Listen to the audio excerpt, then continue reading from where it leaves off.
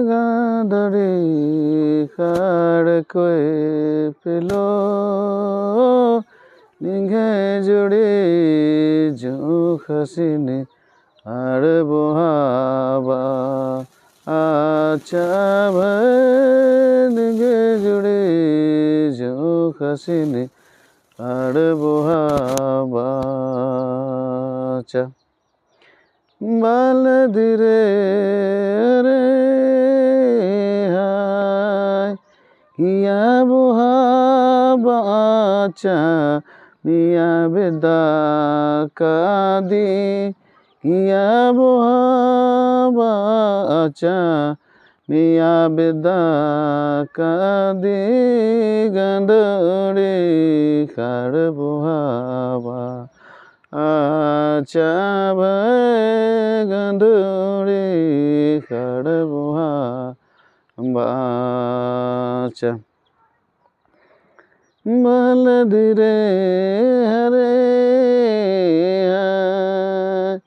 निंगे जुड़े जो खसीने निरानुया पुलकी कोई पिलो निंगे जुड़े जो खसीने निरानुया पुलकी कोई पिलो गांधड़ी खाड़ बुहावा आचा गांधड़ी खाड़ बुहावा चा माल धीरे हरे हाय निंगे जुड़ी जो खसीने खाड़ बुहावा चा कोई पिलो निंगे जुड़ी जो खसीने खाड़ बुहावा चा कोई पिलो गांधड़ी खाड़ बुहावा आचा गांधड़ी खाड़ बुहावा चा। अब हम लोग अर्थ में चलेंगे। जैसा हमने पहले बतलाया होगा कि गांधड़ी खाड़ का मतलब होता है गंगा नदी। गंगा नदी में अपना जो आराध्य देव है प्रिया और प्रियतमा हम लोग कहते हैं, वो आराध्य देव उस पानी में बह करके चला जा रहा है। जब पानी में बह करके चला जा रहा है तो उसका जो प्रेमी है वो कहता है कि मैंने अगला कोई कहता है कि तुम उसको देख करके सेवा पूजा आराधना तुम नहीं कर सकी, जिसके कारण वो गंगा नदी में बह करके चला जा रहा है।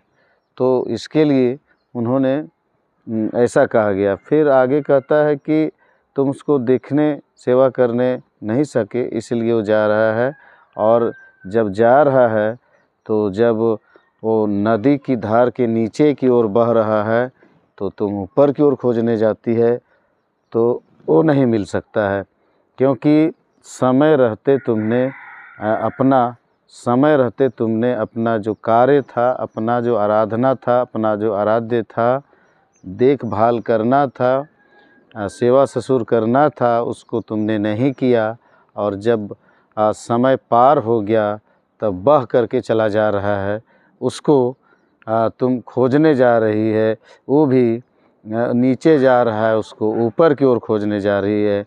ऐसा इस गीत का अर्थ है। तो नहीं मिलेंगे, ऐसा कहा जाता है। और ये एक धार्मिक आराधना, देव का जो आराधना गीत जो है वही है।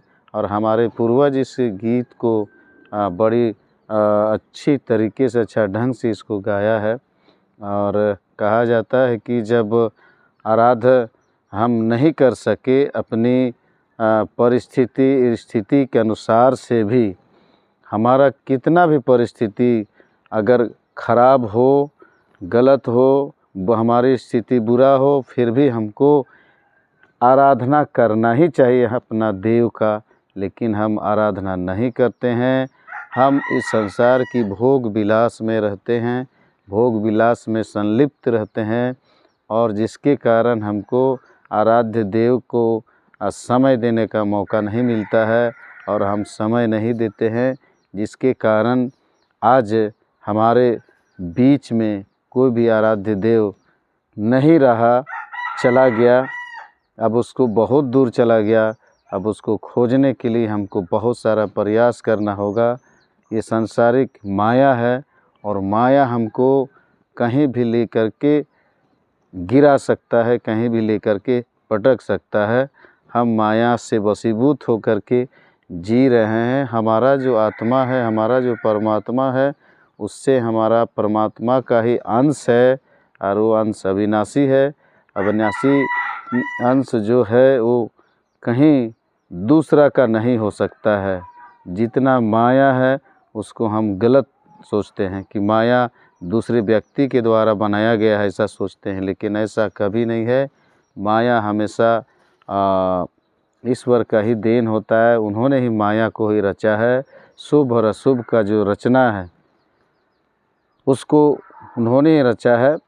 शुभ कर्म अगर हम करते हैं तो उसका भी जो फल मिलता है, और अशुभ कर्म जो हम करते हैं उसका भी फल मिलता है, और दोनों का फल की आराधना करने और कर्म करने से ही प्राप्त होता है।